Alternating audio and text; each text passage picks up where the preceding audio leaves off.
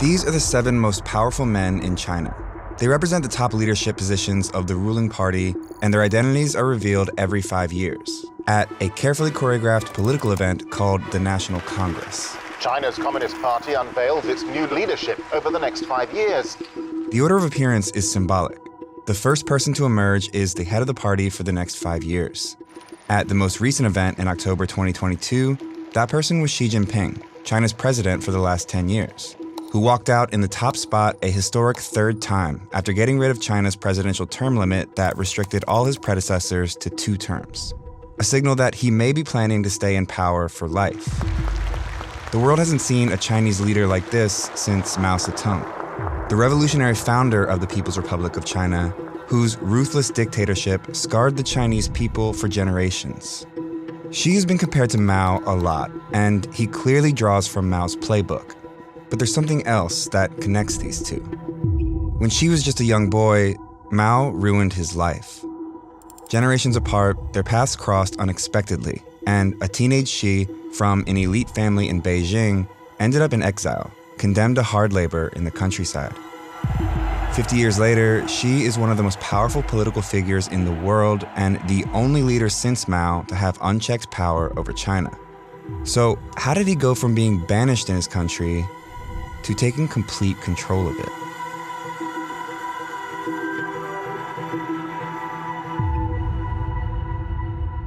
Xi Jinping's connection to Mao formed long before Xi was even born. It goes back to when a bloody civil war was raging in China. A group of radical communist revolutionaries, including Mao, gained influence over large swaths of mainland China and controlled a communist military called the Red Army that fought the Nationalist Party ruling the Republic of China at the time. At this point, the communists were losing bad. The bulk of their army was pinned down here, in a communist-controlled region originally established by Mao, now surrounded by nationalist forces. And they were running low on food. So the Red Army decided to launch a bold attack to break through the nationalist forces and evacuate the roughly 130,000 communist soldiers and civilians stuck here. On October 16, 1934, they made their move and attacked a weaker part of the enemy line. They broke through, and even though their numbers quickly dropped, with thousands dying and thousands more fleeing to the countryside, around 86,000 stuck together and pushed on. This was the beginning of a year-long historic retreat called the Long March, the journey to establish a new communist base far from the nationalist forces.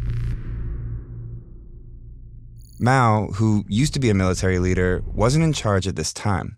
He'd insisted on using guerrilla tactics, which had heavily influenced the Red Army earlier in the war, but that approach had fallen out of favor and he was demoted. The Long March changed that.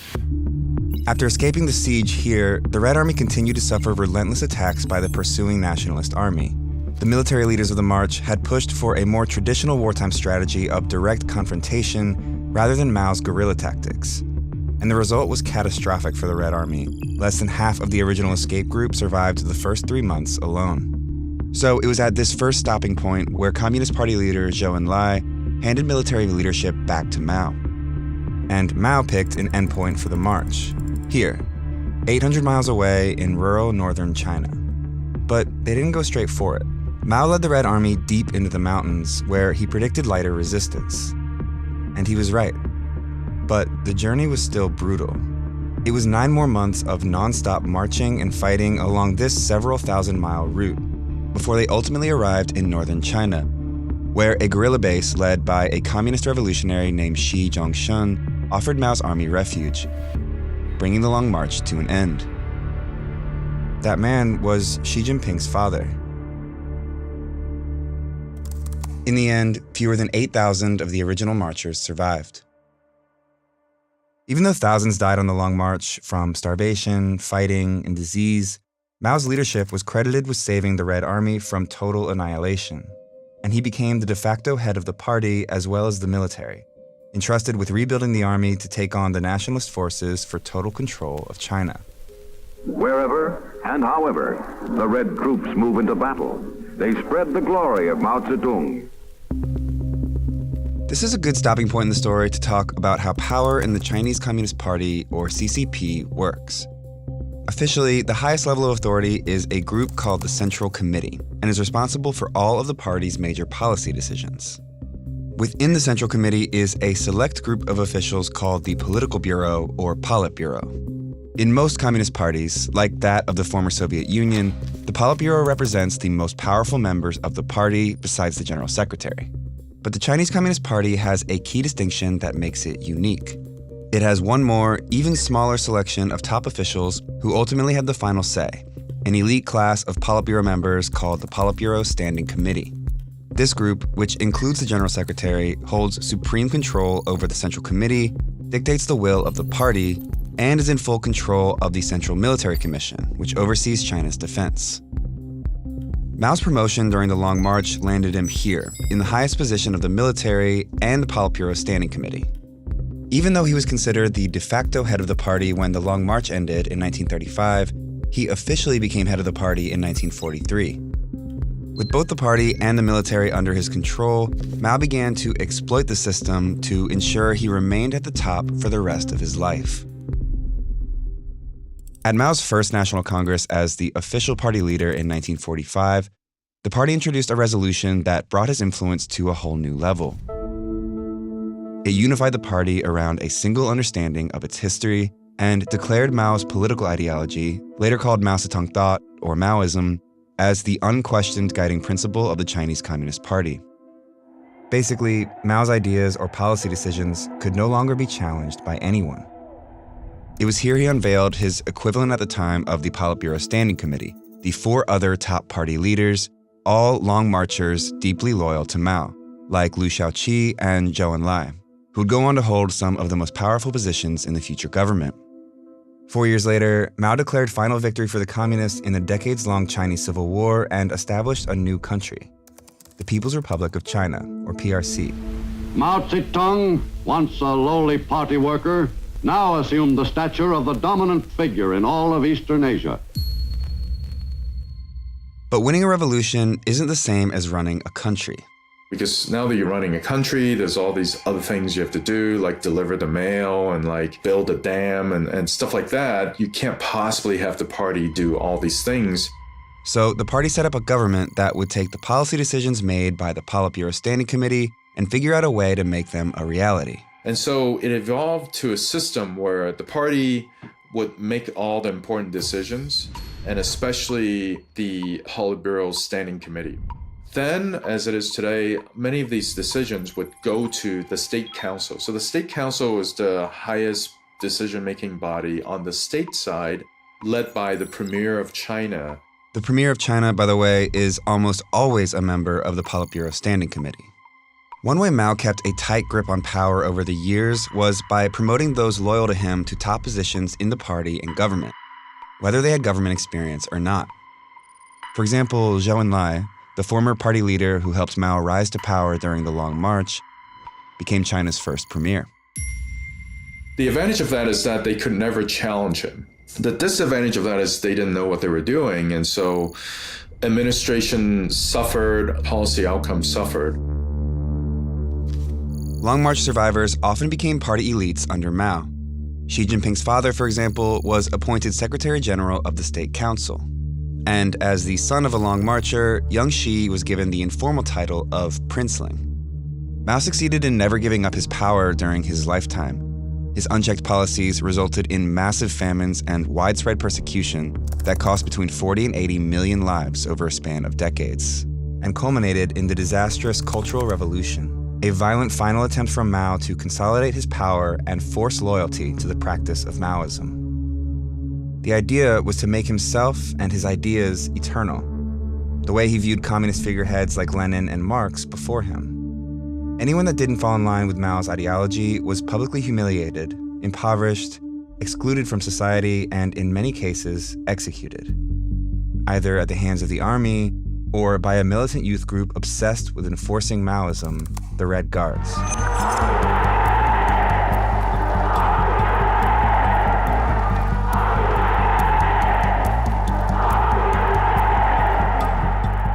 Even those closest to the dictator weren't safe from his purges during the Cultural Revolution. High-level officials, including members of the Politburo Standing Committee and Long Marchers, were removed from their positions. Liu Shaoqi was denounced as a traitor and died while imprisoned under harsh conditions. Mao also removed the chief of staff of the army and replaced him with a Maoist, leaving no one left to oppose him in the military. Mao's handpicked successor, who always appeared loyally by his side in photos and propaganda posters, died under mysterious circumstances when his plane crashed as he was fleeing to the Soviet Union. Mao later denounced him as a traitor. He denounced Xi's father, too. This is a photo of Xi Sr. being restrained and publicly criticized by the Red Guards at the height of the Cultural Revolution. He would remain a prisoner in Beijing for 8 years following this. With his father purged, Xi Jinping, 15 at the time, was expelled from his elite school in Beijing and sent to work in the countryside. He had to live in a cave and, do hard manual labor. His food was barely enough for, a growing young person. And Chairman Mao was responsible for all of it. But then, Mao died. The Cultural Revolution ended. His successor was Deng Xiaoping, one of the Politburo Standing Committee members who was removed from power during the Cultural Revolution, who, just before Mao died, started making a promise to fellow exiled party veterans.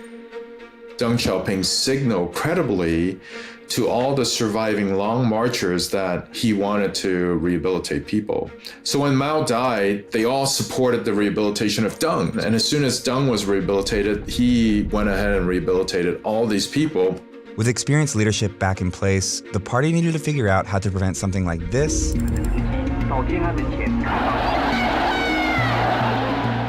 from ever happening again. In order to undo Mao's cult of personality, the party introduced a second historical resolution in 1981. It condemned periods of Mao's rule and emphasized a renewed commitment to collective leadership, vowing to oppose the consolidation of power around one person moving forward. The successors to Mao didn't want a dictatorship, so they divided up these positions and put them in the hands of different people. Like Mao, Deng kept tight control over the Central Military Commission as its chairman, and held a leadership position in the government, but was never head of state. He never held the highest position in the party either. Instead, he set up a new advisory commission and served as its chairman, which allowed him to influence the party's direction without positioning himself directly on top of it. This allowed a power-sharing structure while still making Deng the de facto leader of China until he stepped down in 1989, following the army's massacre of students protesting in Tiananmen Square. A protester suddenly ran into the middle of the street and in front of the oncoming tanks. Anger at Deng Xiaoping, the entire Chinese government, it had the real feeling of rebellion in the streets of Beijing. People want to fight the military out of their city. Deng and his ideology, which moved away from Maoism, set a precedent of sharing power.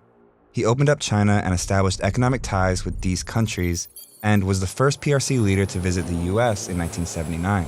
Today we take another step in the historic normalization of relations which we have begun this year. Deng's reforms became the foundation for decades of economic prosperity that led China to having the world's second largest economy over time and being on the verge of becoming the world's next superpower. Communism is creating a consumer society. It also reminds you that the standard of living in China is going up. Here, capitalism rules. One thing power sharing did lead to was a lot of policy innovation and then some degree of decentralization, and both of these things helped China's economy enormously. Which is why this period of economic growth and reform, stretching over roughly 30 years, is known as the Deng era. And whether he wanted to or not, Deng kept his word and never tried to consolidate absolute power around himself. He did end up sharing power, and that set the stage for power sharing in the party until the rise of Xi Jinping. So what was Xi doing all this time? When Mao died in 1976, Xi was back in Beijing studying communist philosophy. Even though the Chinese Communist Party had ruined Xi's family, he had joined it, just as the Cultural Revolution was winding down. But why? Personally, he might begrudge Chairman Mao for doing all these terrible things to his family, but I think at this time he also recognized that in the system of the Chinese Communist Party, power is everything. Without power, you're nothing. But in order to get that power, Xi did something unexpected. He left Beijing.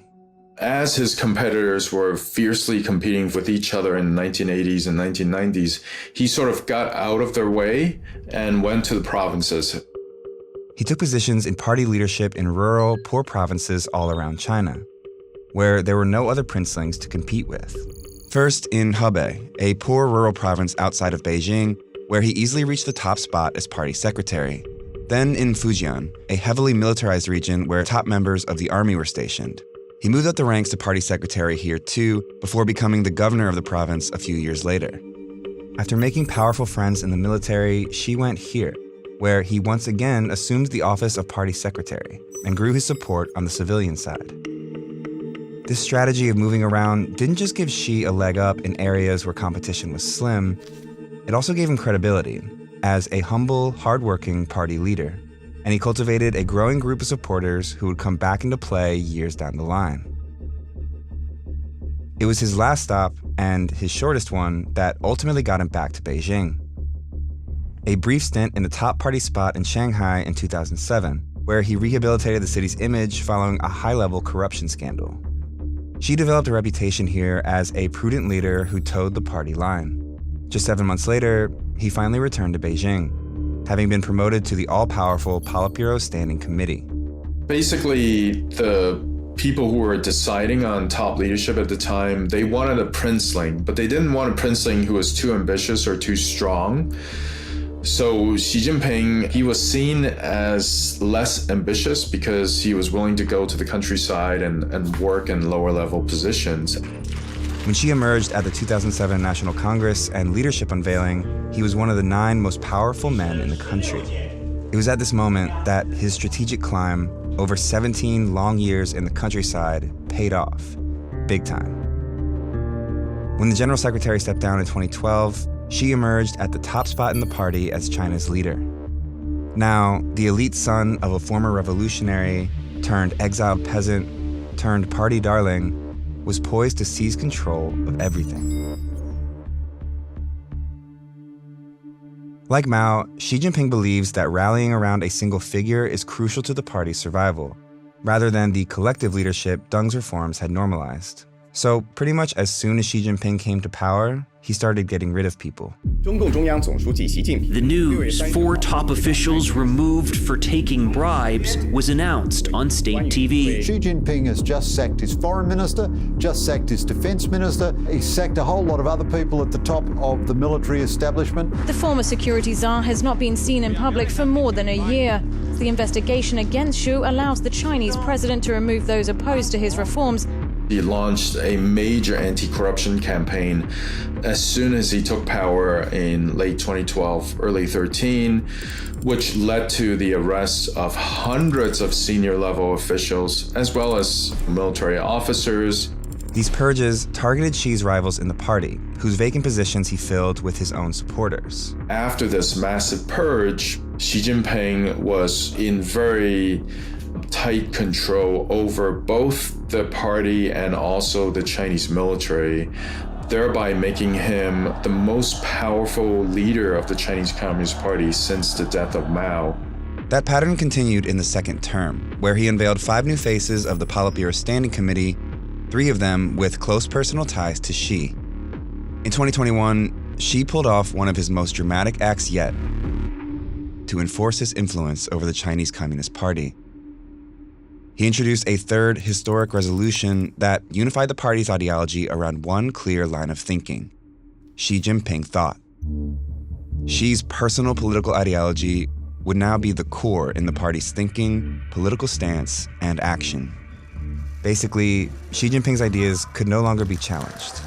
And they weren't for many years. During Xi's first 10 years in power, the size of China's economy more than doubled. So did average individual income. So did military spending.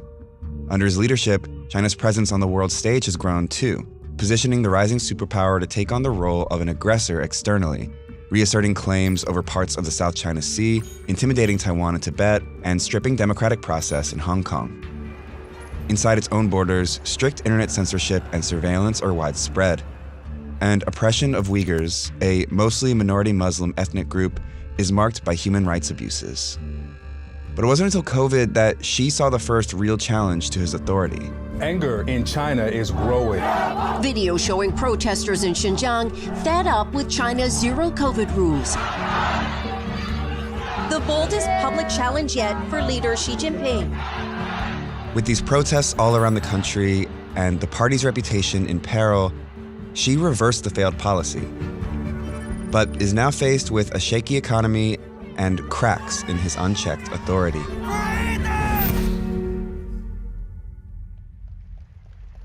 It was just weeks before the widespread protests at the 20th National Congress in 2022 that Xi walked out in the leading position a third time. He'd already locked in the presidency for another 5 years and unveiled a Politburo Standing Committee completely packed with those loyal to him, after removing the final senior members of the party that had ties to his predecessor. Now, there is no one left in party or military leadership whose ideology differs from Xi. I don't think anyone can push him out at this point. I think he will be the most powerful leader in China as long as he's alive and conscious. Thanks so much for watching this episode of Atlas. So many teammates worked on this piece. A small army of editors, animators, and researchers helped bring this complicated story into focus. I'd especially like to shout out Raja, one of the key researchers on this piece, who conducted an incredible interview with our expert, Victor Xi. It takes a lot of resources to make these videos, but we publish our work free to watch here because we think journalism should be accessible to everyone. If you believe in keeping journalism free and want to support our continuing work, go to vox.com/give now to make a contribution. Thanks again.